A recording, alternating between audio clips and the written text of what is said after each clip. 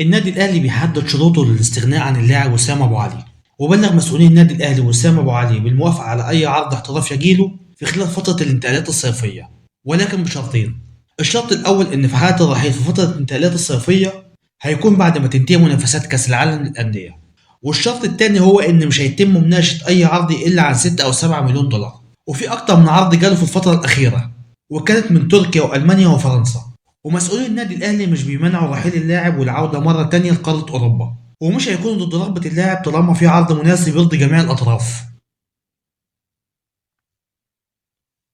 النادي الأهلي دخل في مفاوضات مع اللاعب الجزائري زين الدين بالعيد، وبيواصل مسؤولين النادي الأهلي تدعيم خط الدفاع قبل ما تبدأ منافسات كأس العالم للأندية، واللاعب مرحب جدا بفكرة الانضمام للنادي الأهلي، وعشان كده مسؤولين النادي الأهلي دخلوا في مفاوضات مع ناديه عشان حسم الصفقة، وناديه مش بيمانع إنه يستغنى عن اللاعب لصالح النادي الأهلي. والكلام ده أكده الإعلامي إبراهيم فايق لما قاله برنامجه على قناة ام بي سي مصر، ولما نشر بوست على صفحته الشخصية على الفيسبوك عن احتمالية وجود زين الدين بالعيد في النادي الأهلي بنسبة 85%. والمفاوضات مع زين الدين بالعيد جت بعد كثرة إصابات اللاعب أشرف داري وغيابه عن معظم الماتشات المهمة في البطولات اللي بيشارك فيها النادي الأهلي، وكمان بسبب تعثر مفاوضات التجديد مع رامي ربيعة واللي بنسبة كبيرة هيكون خارج النادي الأهلي في الموسم الجديد. وبيسعى مسؤولين النادي الأهلي تدعيم خط الدفاع بصفقات محلية وأجنبية، والصفقات المحلية اللي النادي الأهلي عايز يدعم بيها خط دفاعه هو اللاعب عمرو الجزار لاعب نادي غزل المحلة، واللاعب هادي رياض لاعب نادي بتروجيت، والكابتن محمود الخطيب هو اللي بيقود المفاوضات بنفسه مع مسؤولين نادي غزل المحلة ونادي بتروجيت علشان يحسم الصفقتين. جوزيه جوميز بيبتعد من القائمة المرشحة لخلافة مستر كولر، وده بسبب إن جوزيه جوميز لو مشي من نادي الفتح قبل نهاية الموسم هيدفع الشرط الجزائي واللي بقيمة 6 شهور من عقده، كمان إنه مركز مع فريق الفتح علشان يفضل موجود في الدوري السعودي، ومش هيسيب الفريق غير في آخر ماتش ليه في الموسم، وبسبب كده خرج تماما من حسابات النادي الأهلي. محمد شريف لاعب النادي الأهلي السابق بيرجع تاني للصورة في إنه يرجع للنادي الأهلي مرة تانية، خصوصا بعد رحيل مستر كولر اللي كان رافض عودته. ومحمد شريف كان مشي من النادي الأهلي في الانتقالات الصيفية في موسم 2023 لنادي الخليج السعودي بمبلغ 2 مليون دولار، ونادي الزمالك كان داخل في مفاوضات معاه علشان يكون ضمن صفوف الفريق في الموسم الجديد، لكن لحد اللحظة دي محمد شريف ما مضاش لنادي الزمالك على أمل العودة مرة تانية للنادي الأهلي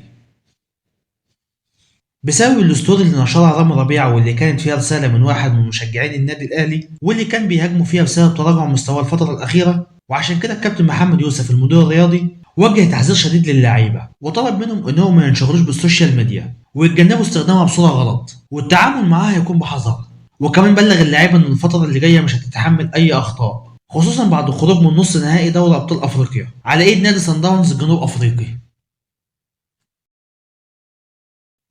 قرار جديد من مسؤولين النادي الاهلي بعد الاصابه اللي تعرض ليها اللاعب اشرف داري في ماتش النادي الاهلي مع نادي بتروجيت واللي انتهى بنتيجه 3-2 لصالح النادي الاهلي، وخرج اللاعب اشرف داري من الماتش بسبب الاصابه في العضله الخلفيه، والنادي الاهلي هيعرض الاشاعات الخاصه باصابات اشرف داري على خبير اجنبي لتنظيم برنامج تاهيلي خاص بيه، وكمان عمل تقارير وبحث عن اسباب اصابته المتكرره. في لقاء عصام الحضر على قناة اون تايم سبورت بيوجه رسالة لحمزة علاء للخروج من النادي الأهلي لأي نادي علشان يقدر يشارك ويبين مستواه الحقيقي، وعقد حمزة علاء هينتهي في نهاية الموسم الحالي، وكان في أكتر من عرض ليه وأبرزهم كان عرض نادي بيراميدز. الإعلامي سيف زاهر بيأكد على إن اللاعب حسين الشحات جاله أكتر من عرض للتعاقد معاه وكلها كانت من أندية الدوري القطري، والعروض دي بتعدي المليون دولار، لكن حالة حسين الشحات زي حالة وسام أبو علي مش هيتم مناقشة أي عرض لأي لاعب غير بعد ما تنتهي منافسات كأس العالم للأندية.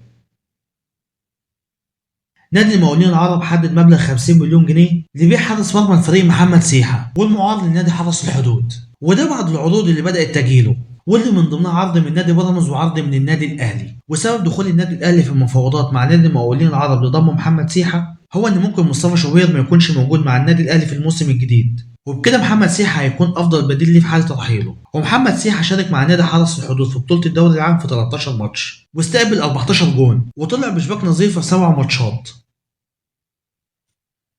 على عقدة الإعلامي كريم حسن شحاتة في إن نادي الزمالك دخل في المفاوضات مع مستر كولر علشان يكون مدرب للفريق في الموسم الجديد، وأكد إن في أكتر من وسيط عرضوا على مسؤولين نادي الزمالك فكرة التعاقد مع مستر كولر في الموسم الجديد، لكن راتب مستر كولر هو اللي معطل التعاقد معاه علشان بياخد حوالي 220 ألف دولار في الشهر، ونادي الزمالك مش هيقدر يدفع مبلغ زي ده الا لو اتدخل حد من محبين نادي الزمالك ويتكفل براتب مستر كولر علشان يكون موجود في الاداره الفنيه لنادي الزمالك في الموسم الجديد.